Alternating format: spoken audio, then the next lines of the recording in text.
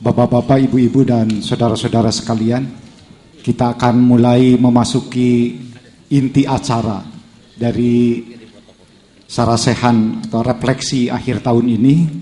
Yang pertama, Profesor Dr. Jimli Asidiki. Kami persilahkan Pak Jimli.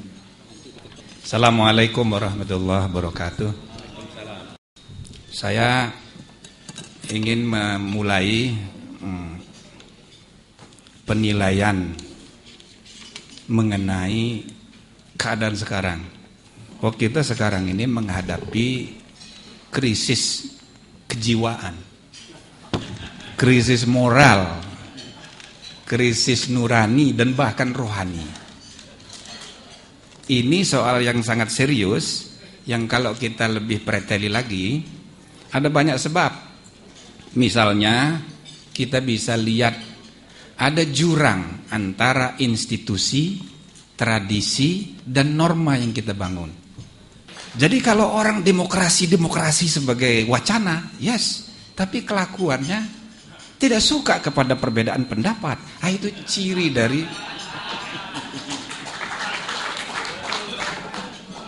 kemudian kalau kita lihat ada perubahan-perubahan selama 10 tahun ini, perubahan yang luar biasa, perubahan norma. Saya sering gambarkan 300% tuh undang-undang dasar itu berubahnya. Sebagai hukum yang paling tinggi, apalagi hukum yang di bawahnya. Maka ada norma-norma baru yang banyak sekali, tapi belum efektif norma-norma yang baru ini. Sedangkan norma yang lama sudah kita tinggal, maka timbul keadaan anomi namanya itu. Tidak ada norma, nggak teratur. Yang lain lagi ialah soal anomali kelembagaan. Banyak lembaga-lembaga yang lama sudah tidak lagi menjalankan fungsi-fungsinya. Sedangkan lembaga baru belum menjalankan fungsi sebagaimana mestinya. Maka banyak lembaga yang mengerjakan terlalu banyak urusan, tapi banyak juga urusan yang tidak ada lembaga yang menanganinya. Ini yang terjadi sekarang ini. Maka saudara-saudara sekalian, tidak bisa tidak, ini harus diperbaiki. Yang lain lagi ialah jurang antara law making dengan law enforcement. Kita sibuk kalau membuat kebijakan, sibuk membuat undang-undang. Nanti sesudah undang-undang dibuat, orang tidak peduli lagi apakah mau dilaksanakan atau tidak. Law enforcement itu sesuatu yang dilupakan selama ini. Kita sibuk membuat undang-undang, nanti sesudah undang-undang dibuat, ditunda pelaksanaannya, sesudah ditunda pelaksanaannya, diamandemen lagi, sesudah diamandemen lagi, direview ke MK, dibatalkan oleh MK.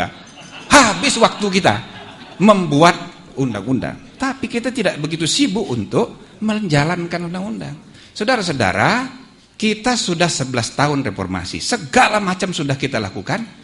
Tiba saatnya kita merenung dan kemudian memperbaiki, mengkonsolidasi mana yang kelebihan, mana yang kurang.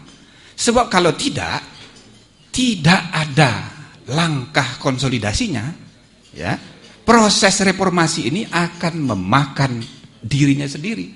Demokrasi akan memakan dirinya sendiri, sehingga dia tidak menghasilkan apa-apa. Kebebasan tidak teratur, keadilan tidak tercipta, kesejahteraan makin jauh.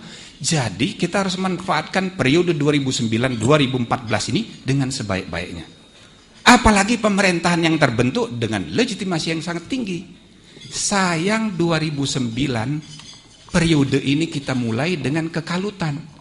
Maka saatnya kita mengaktualisasikan kembali ide yang ada di balik Pancasila sebagai dasar kehidupan bersama kita, 4 tujuan bernegara dan haluan negara. Kita perlu membenahi haluan negara kita. Dalam jangka panjangnya bagaimana, dalam jangka menengahnya bagaimana, dalam jangka pendeknya bagaimana. Fungsi haluan negara ini ialah mengintegrasikan semua ide-ide cerdas, kepentingan-kepentingan yang menyangkut hajat hidup kita semua, ini harus diserap. Nah, policy makernya ialah para politisi. Policy makernya adalah partai politik yang menentukan sekarang ini. baik yang akan duduk di legislatif maupun di eksekutif. Maka terpulang kepada kawan-kawan pengurus partai-partai besar, termasuk Golkar, untuk memperbaiki policy reform kita ke depan di semua bidang. Tengok misalnya, sekarang ini kita hanya berpikir tentang reformasi politik dan ekonomi.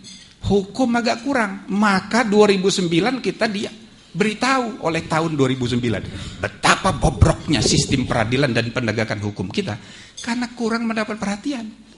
Nah, yang lebih gawat lagi, reformasi budaya, bukan hanya kurang, tidak sama sekali dipikirkan. Nah, saya rasa hal-hal seperti ini, saudara-saudara sekalian, mari kita jadikan catatan untuk kita melakukan langkah-langkah policy making, policy reform di 2009 ini dengan asumsi bahwa harapan itu ada.